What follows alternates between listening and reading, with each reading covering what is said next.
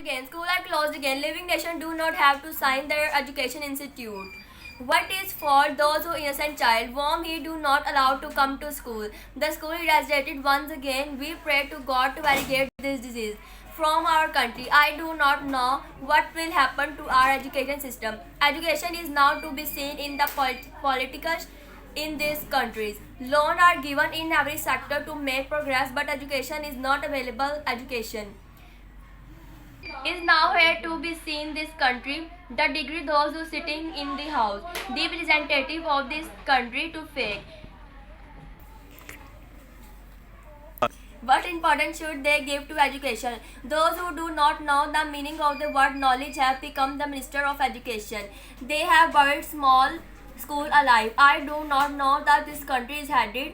It seems like the law of the jungle, and there is no one to ask what come to wind.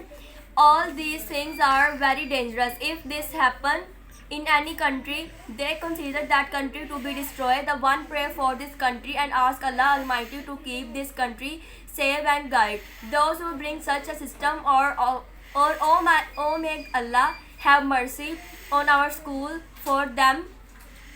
We pray to you to protect the children in them from diseases.